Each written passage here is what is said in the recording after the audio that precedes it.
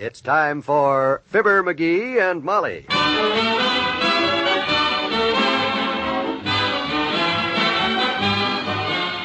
Sundays through Thursdays, NBC brings you Fibber McGee and Molly transcribed. The show is written by Phil Leslie and Len Levinson and directed by Max Hutto.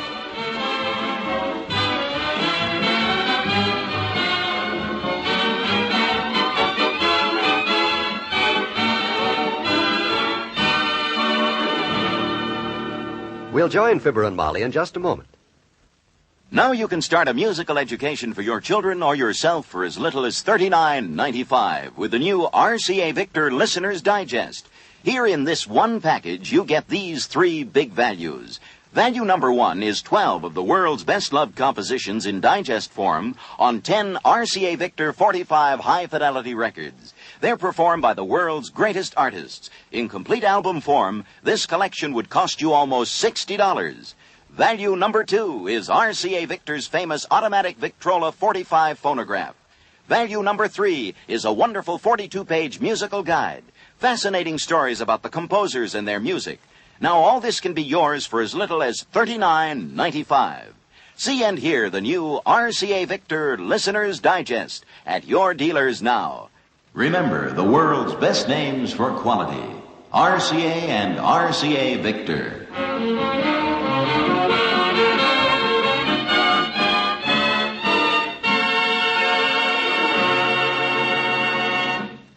Last night, Mr. McGee of 79 Wistful Vista went frog hunting. And this morning, the McGee bathroom is so full of frogs, there's no room for McGees. And I'll give you just 15 minutes to get your little unfeathered friends out of that bathroom. Well, gee whiz. Honestly, McGee, the joint is jumping. Well, now, leave us treat them bouncing bulls with kindness, courtesy, and consideration, kiddo. They're worth about $100 in cold, hard cash. I'd hate for somebody to offer me a dime for my half right now. Come on, get up out of there. Let's do something about this. Glad to. Nothing gives me a start on the day like the prospect of making an easy fortune.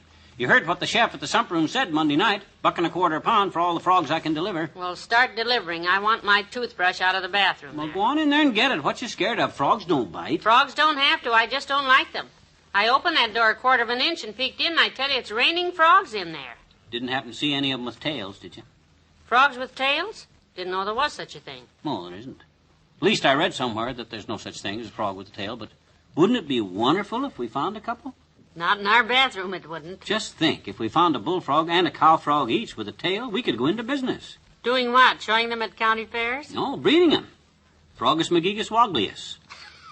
Our own frogs and their little tails. We could sell them for making a frog's tail soup, like oxtail, only smaller portions. I'll bet every gourmand in the country would go for it. Yeah, and every gour woman, too. I know one woman who wants nothing to do with frogs, legs, tails, or otherwise. As I said some time ago, will you kindly get your little froggy friends out of our bathroom so I can start my day right? Oh, right away. Pronto, toot sweet. I'll get 'em out of there. Let me think.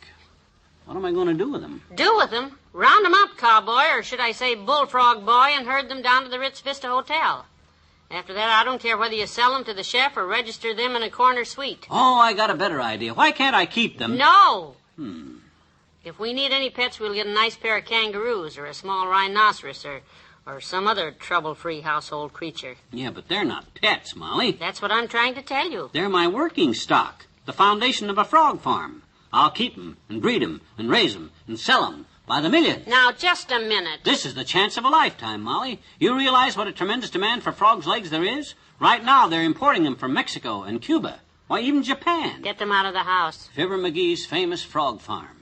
Fancier frog legs for frog leg fanciers. Don't that sound good? Fibber McGee, the famous frog farmer, says... Fibber McGee, the wifeless frog farmer, is the way that'll read, because if the frog farmer's going to farm frogs in my bathroom, I'll start packing a bag. Please, wait a minute, Molly. You know what I'm going to do? I'm going to fix them babies a corral out in the backyard. A corral? Sure. Why don't you just rope them, throw them, and brand them, partner, and let them graze the hills till roundup time? I thought of that, Ma, but I'm scared of rustling. You got a right to feel afeared, Paul. You're looking at rustler number 1 right now, and if you don't rustle yourself in there and wrestle them frogs out of there... Oh, Mr. McGee! Oh, Mrs. McGee! Oh, somebody, McGee! Say, Quick! that sounds like Wally Wimple. I wonder what's the matter down there, Wimp? Not down here, up there. Up here? No, the next window over.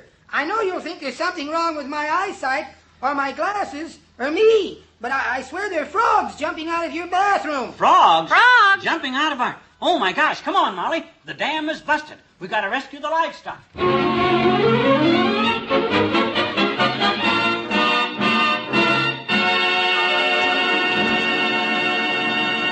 Back to Wistful Vista in a minute.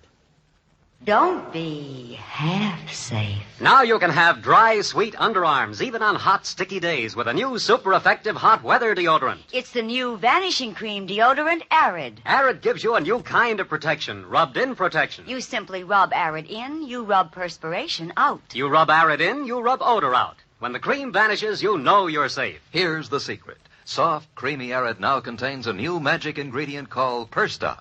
And Perstop makes Arid a real Vanishing Cream deodorant. That's why Arid is 1.5 times as effective as any other leading deodorant, as proved by doctors. Rubbed in daily, Arid with Perstop keeps underarms dry, soft, and sweet. Keeps your clothes safe from stains. No other deodorant can give you this extra protection because no other contains Perstop. So get Arid, only 43 cents plus tax. Don't be half safe. Use Arid to be sure.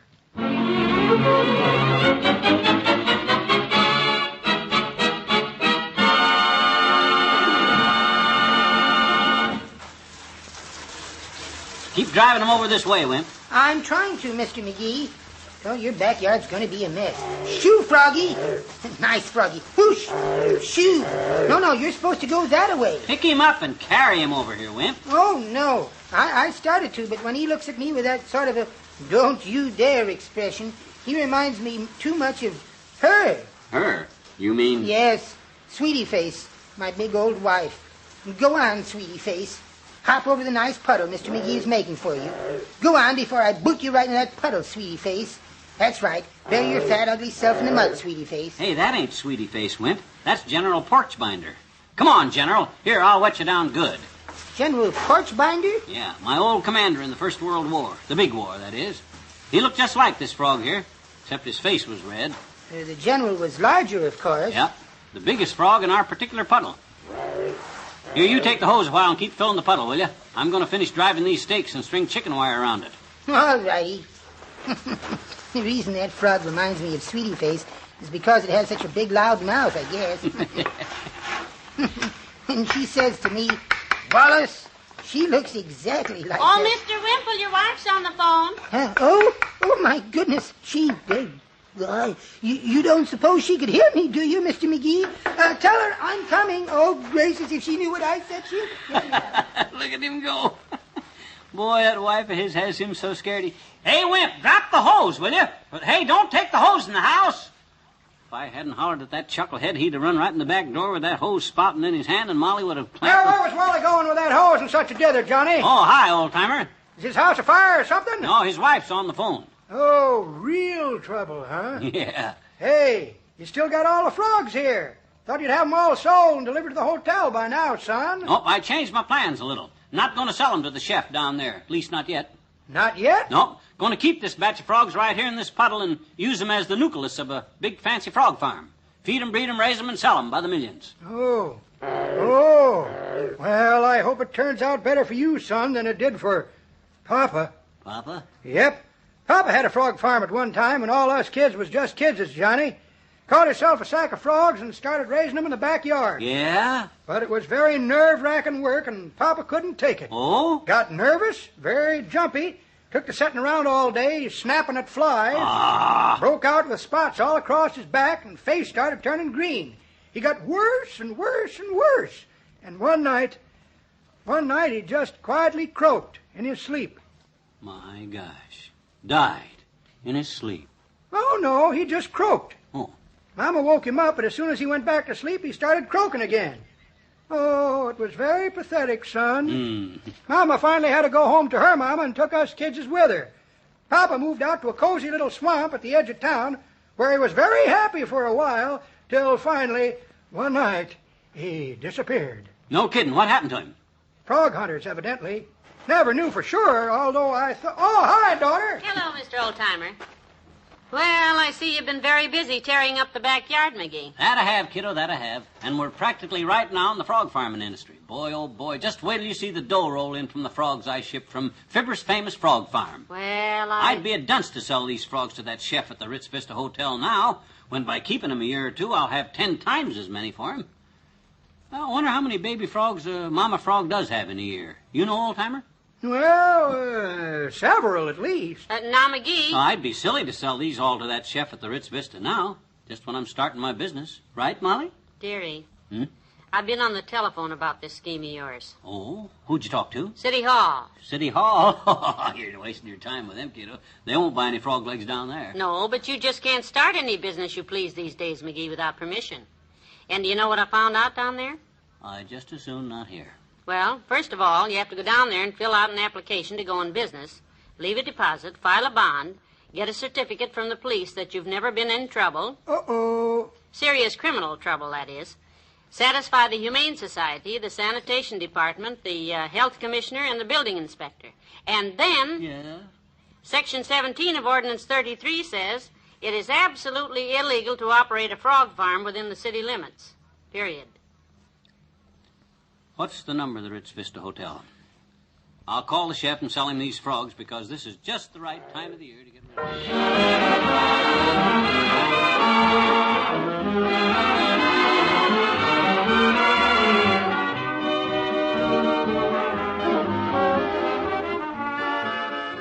Fibber and Molly will be right back. This is John Wald with a little bit of information for you. People are funny.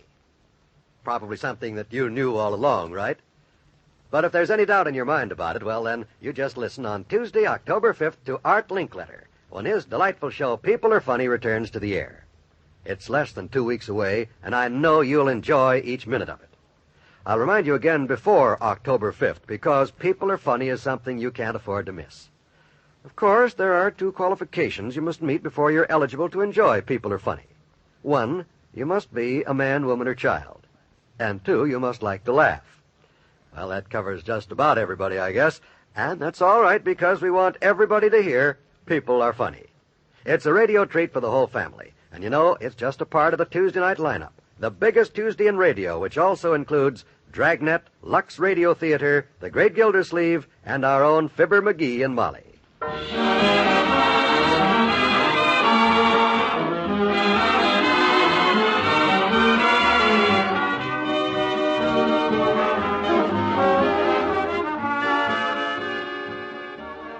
Well, it's all set, Molly. I just phoned Monsieur Cliché. Who? Monsieur Cliché, the chef at the Ritz Vista.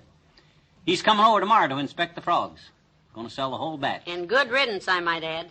Soon as he takes the frogs, we'll dry up that puddle out there before you get the idea to be a nice place to raise pigs. Well, it was kind of a silly idea to raise frogs anyhow, when all I need to do is go out to Dugan's Lake about twice a week and catch me a sackful, bring 'em home, call the chef, put 'em in the bathtub overnight to keep 'em alive. No! Okay. Just kidding. I wouldn't keep 'em there. Good night. Good night, all.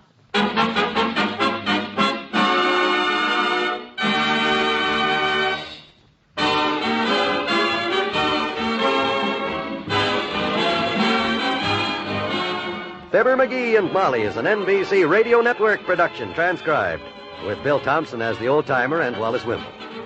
This is John Wald, assuring you that we haven't heard the last of the frogs as yet. So, to those of you who love frogs, to those of you who hate frogs, and to those of you who can take frogs or leave them alone, a message. Tune in tomorrow. Good night.